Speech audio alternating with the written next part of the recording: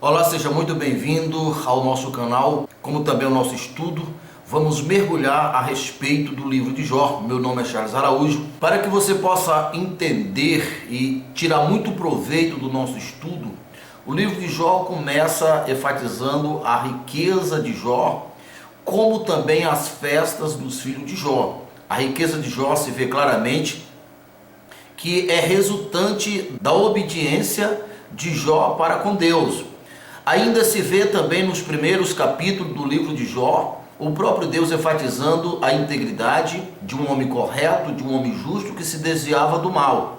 Esses fatos é o suficiente para que nós possamos entender o propósito, o real propósito do livro de Jó, ao contrário do que muitas pessoas pensam, que mesmo Jó sendo um homem íntegro, um homem verdadeiro, um homem honesto, mesmo assim Deus provou ele que ao entender esse estudo você vê que não tem nada disto. O propósito do livro de Jó não é este, isso é uma distorção. Lá e no livro de Jó está o princípio dessa distorção, o autor dessa distorção é Satanás. E ainda nos 3 primeiros livros de Jó você encontra aonde Satanás veio e acusou a Jó, uma vez que Jó não esteve presente na audiência. Você vê pelo menos 2 vezes. Na primeira acusação que Jó fez, que Satanás fez a Jó, o objeto da denúncia, da acusação, era a riqueza de Jó, como também a família de Jó. Então, a acusação feita, Jó não apareceu para derrubar. Deus disse: está nas tuas mãos. Isso não se trata de uma aprovação, isso se trata de direitos adquiridos. A propósito, é importante que você veja Deus aqui no livro de Jó como um juiz. Se você fosse um juiz e o teu filho fosse acusado de algum erro, de alguma infração, digamos assim, e você sendo justo como Deus é justo, você também diria o mesmo ao se certificar que a acusação tinha fundamento. E você vê ali os acontecimentos da destruição da família de Jó, dos filhos de Jó e dos bens de Jó, mostrando assim Satanás na sua operação, porque está muito claro no livro de Jó que foi Satanás, não Deus, como muitas pessoas pensam. E você vê também que em cada situação, que em cada evento acontecido, propositalmente escapava um, e ao trazer a notícia para Jó, perceba que sempre está trazendo a notícia manipulada segundo a vontade do manipulador, que no caso é Satanás. Depois da primeira acusação feita por Satanás, e Deus ter dito: está nas tuas mãos, ele executou, para que a gente possa ver que esses fenômenos que aconteceu é proveniente de Satanás. Então Satanás veio a segunda vez, e agora a acusação estava relacionado à saúde de Jó, à vida de Jó, porque ele próprio, Satanás, disse que tudo que o homem tem, esse homem dá por a vida. Então, diante da acusação, mais uma vez se tem um registro que veio um dia que os filhos de Deus vieram se apresentar ao Senhor, e junto com os filhos de Deus vieram Satanás, e Satanás acusou, e mais uma vez não se viu Jó. E mais uma vez Deus perguntou: tem visto o meu servo Jó? Satanás lançou a acusação, assim como da primeira vez, dizendo que, da primeira vez, Satanás disse para Deus que Jó não servia a Deus sem interesse.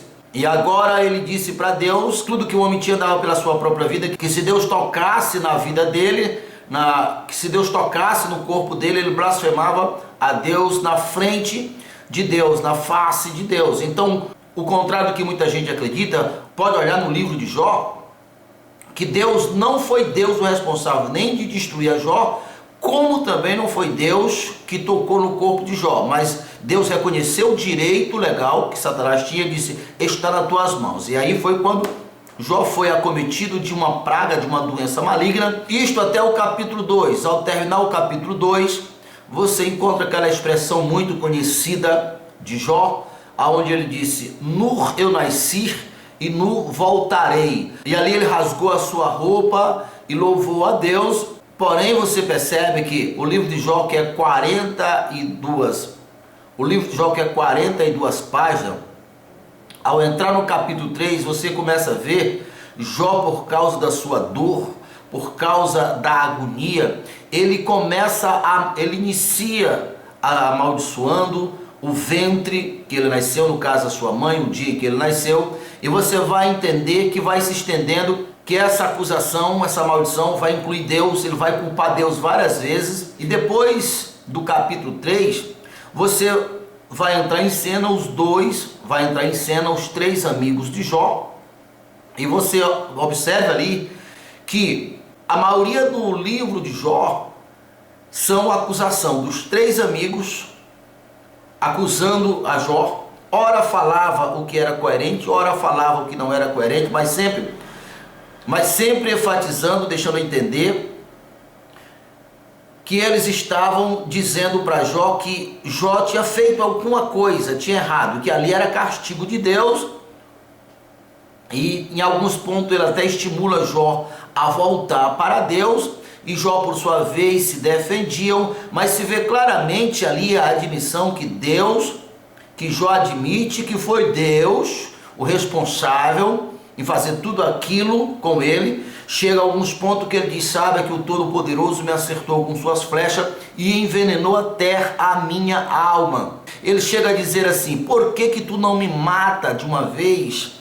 E depois de longa conversa dos três para com Jó, você vê entrar a quarta pessoa, chamado de Eliú. E essa quarta pessoa, no caso de Eliú, mesmo sendo mais novo, como ele mesmo diz, foi aquele que falou com coerência. E aqui está um ponto que nós devemos observar, porque aquele jovem, o Eliú, que falou com coerência, falou exatamente que Deus não tinha nada a ver com a causa de Jó, e que Jó chegou àquele ponto, pode ter certeza, porque deixou de ouvir a Deus, e é exatamente por isso que está lá no começo do livro de Jó. E veio um dia que os filhos de Deus vieram se apresentar a Deus, e Jó não estava ali. E aquele jovem que falou com autoridade, que falou com coerência, foi através dele que Jó se convenceu.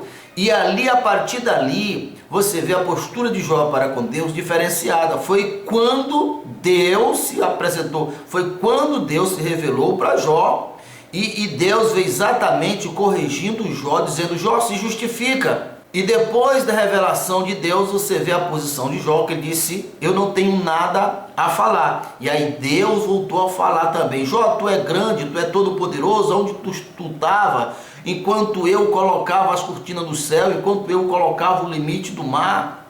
E foi quando Deus concluiu a sua fala que Jó se convenceu. Disse: Deus, eu te conhecia apenas de ouvir falar, mas agora os meus olhos te verem.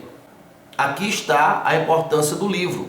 Você vê claramente que até então Jó queria se justificar pela sua própria santidade, pelos seus próprios méritos. Não se questiona que Jó era um homem íntegro, um homem puro. A natureza, a conduta de Jó é uma conduta padrão, aprovada por Deus, e deve ser um modelo a ser seguido, mas o homem por si só não é o suficiente para se livrar da acusação do acusador. Haja vista, lembrando que Deus olhou do céu à terra, não viu um justo sequer. Todos os homens pecaram desde o dia em que Adão pecou, e pode ter certeza que Jó esteve incluído. Então o que se vê claramente no livro de Jó é exatamente o erro dele querer se justificar por mérito. E como é que eu sei disso? Como é que se sabe disto? É porque quando Deus falou para Jó, após Jó se voltar para Deus e se arrepender na cinza, como ele mesmo disse, olha o que Deus mandou Jó fazer: matar 7 cordeiros, 7 novilhos, e fazer purificação pelos seus pecados. Então aqui está o ponto principal do livro de Jó, porque o livro de Jó já aponta para Jesus. Quando Deus mandou Jó matar os cordeiros, na verdade Deus mandou os amigos de Jó matar os cordeiros, mas ele disse: mas é Jó que deve orar por vocês. Aqui tem muitas revelações.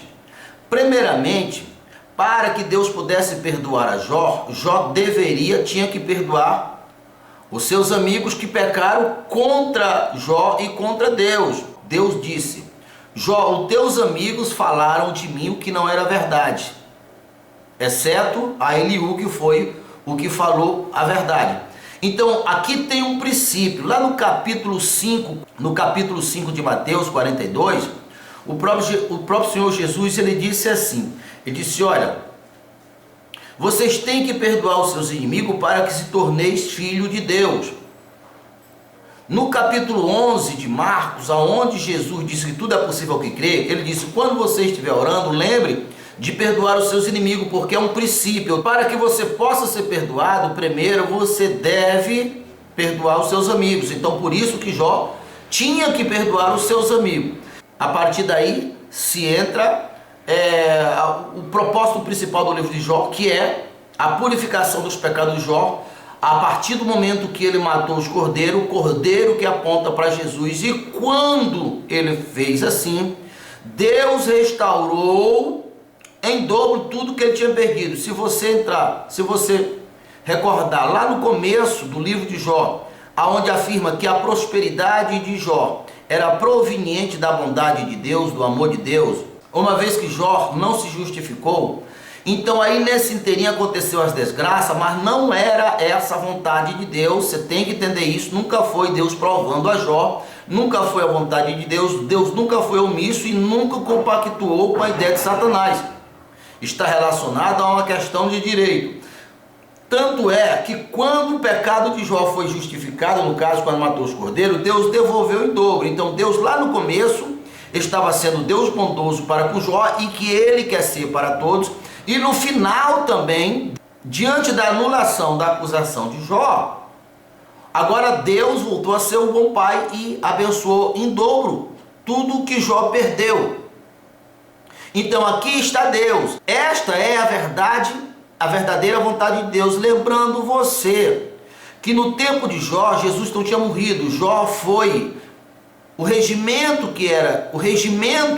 que cabia para Jó não é o mesmo hoje. Por exemplo, nós hoje estamos no reino do seu amor. Aquele reino, no reino que não há acusação. Antes da acusação de Satanás, Jó era abençoado.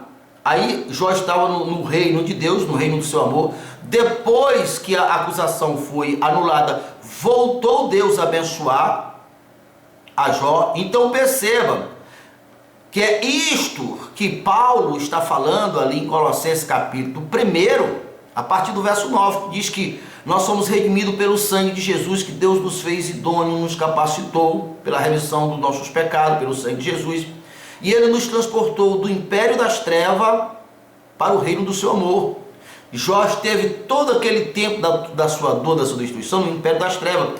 Esse reino do amor é que é a vontade de Deus para os nossos dias, porque Deus amou o mundo de tal maneira que deu seu único filho para todos aqueles que crer, não pereça, mas que tenham a vida eterna. Então, depois de ter explanado aí os fundamentos para que você possa entender, vamos estudar passo a passo no livro de Jó e você vai surpreender. Então, lembre de uma coisa: se você quiser crescer na fé e ter uma fé forjada, não ser aquela grotinha que qualquer sujeira chega e tampa, impede dela passar. Essas são a fé das pessoas que não têm muito fundamento. Essa fé, ela não chega a lugar nenhum. Para você ter uma fé robusta, um rio de água viva que se cair alguma empuca no meio, faz ela ser levada. Então essa fé tem que ter fundamento, e para isso você tem que investir. Eu até aconselho.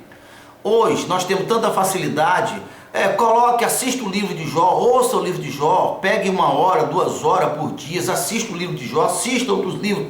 É assim que a gente vai ficar forte na fé. Vem a fonte da vida, vem compre sem dinheiro,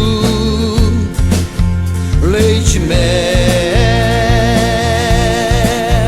leite mel.